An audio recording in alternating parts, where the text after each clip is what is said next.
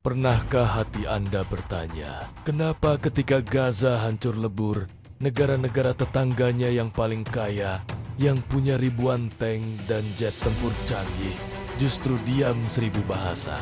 Bahkan, lebih gila lagi, kenapa rudal yang mengarah ke Israel justru ditembak jatuh oleh sistem pertahanan negara Arab sendiri? Lihatlah peta ini. Mereka bersaudara, satu bahasa, satu kiblat, tapi di satu sisi pagar ada pesta pora, di sisi lain ada neraka dunia.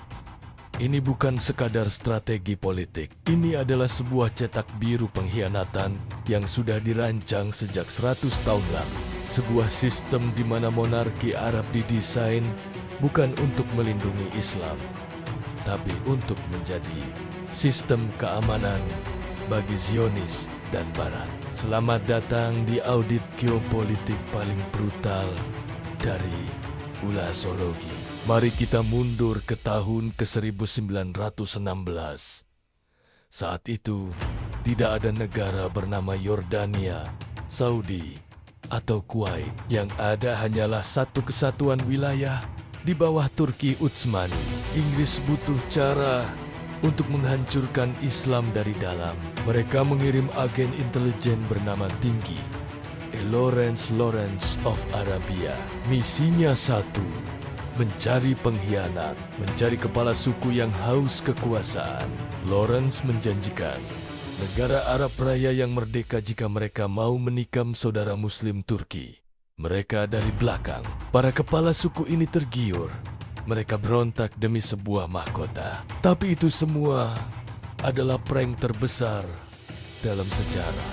Saat darah Arab tumpah di gurun, di Eropa, Inggris dan Prancis, Mark Sykes dan Frank Louis Georges Pihot sedang minum teh sambil membagi peta dengan penggaris Suriah untuk Prancis, Irak dan Palestina untuk Inggris. Negara-negara monarki yang kita lihat hari ini adalah anak haram sejarah. Mereka adalah kafling-kafling hadiah dari penjajah untuk para boneka yang bersedia menjadi raja di bawah ketiak Inggris. Apakah pengkhianatan ini mengejutkan? Tidak. Bagi pembaca Al-Quran, 1400 tahun lalu, Allah sudah memberikan peringatan keras dalam surah At-Taubah ayat 97. Al-Arabu asyhadu kufran wa nifakan. Orang-orang Arab Badui itu lebih sangat kekafiran dan kemunafikannya. Kata kuncinya, lebih sangat. Watak inilah yang dimanfaatkan Inggris. Mereka tahu loyalitas orang munafik kepada tuan asingnya itu tiada duanya. Buktinya, tahun 1919, Raja Faisal I, anak didik Lawrence, menandatangani perjanjian dengan Chaim Weizmann, pemimpin Zionis. Isinya, kami menyambut bangsa Yahudi kembali ke tanah airnya di Palestina. Sejak hari pertama monarki ini berdiri, mereka sudah teken kontrak untuk menerima Zionisme demi mempertahankan mahkota mereka.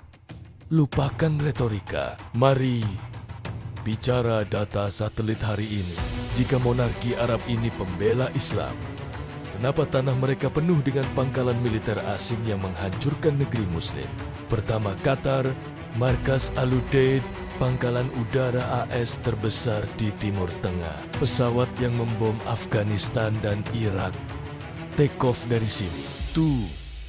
Bahrain, markas armada kelima Angkatan Laut AS, kapal induk yang mengancam Iran parkir di sini. Sri, Kuwait, dan UAE pangkalan logistik dan intelijen barat. Keempat, Yordania, didesain Inggris sebagai buffer zone, bemper hidup. Tugas Yordania bukan melindungi Palestina, tapi melindungi sisi timur Israel.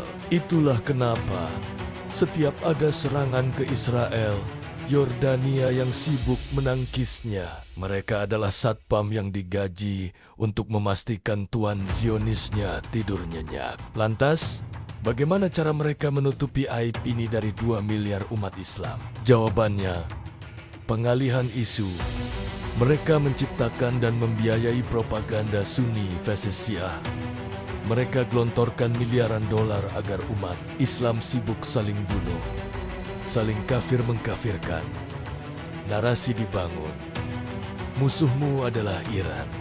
Musuhmu adalah Syiah, bukan Israel. Selama umat Islam sibuk bertengkar di Suriah, Irak dan Yaman, takhta para raja aman, Israel aman. Minyak aman mengalir ke barat. Ini adalah strategi divide impera, pecah belah dan kuasai yang sempurna. Dan inilah puncak dari segala kemunafikan itu. Sementara mereka menjadi bemper Israel dan pangkalan Amerika. Lihatlah apa yang mereka lakukan dengan harta kekayaan umat. Visual 1. Saudi versus Yaman. Di satu sisi pagar, Saudi sedang membangun NEOM dan The Line, kota futuristik senilai 500 miliar dolar, lengkap dengan resor salju dan robot pelayan. Di sisi lain, pagar tetangga dindingnya di Yaman. Anak-anak muslim memakan daun rebus karena kelaparan akibat blokade saudaranya sendiri. Visual 2. UE versus Gaza di Dubai. Mereka menggelar pesta kembang api termahal di dunia. Influencer Zionis berjemur di pantai mereka. Sementara di Gaza, langit juga menyala, tapi oleh bom fosfor putih. Gedung runtuh menimpa bayi-bayi tak berdosa dan pemimpin UE. Mereka sibuk bersulang champagne dengan pejabat Israel. Visual 3 Qatar. Kuwait versus Irak Soraya. Mereka memamerkan koleksi supercar emas dan membeli klub bola Eropa. Sementara Irak, Suriah, dan Afghanistan hancur lebur menjadi puing. Janda dan yatim piatu di sana adalah korban dari pesawat tempur yang terbang dari pangkalan di tanah monarki itu. Mereka menjelma menjadi karun modern, membangun kota-kota maksiat di Jazirah Arab, mendatangkan penyanyi barat, melegalkan alkohol dan judi, sambil menutup mata dan telinga dari jeritan tetangganya yang meregang nyawa. Sahabat ulasologi, Lawrence of Arabia sudah mati, tapi warisannya masih berkuasa. Peta garis lurus yang digambar Inggris telah menjadi penjara bagi kita semua. Monarki-monarki ini bukanlah pemimpin umat. Mereka adalah sipir penjara yang ditunjuk penjajah. Tugas mereka 3. Pertama, menjamin minyak mengalir ke barat. Kedua, menjaga Israel tetap aman. Sri, memastikan umat Islam tetap bodoh dan terpecah belah. Kebenaran Al-Quran tak terbantahkan. Sejarah tak bisa bohong.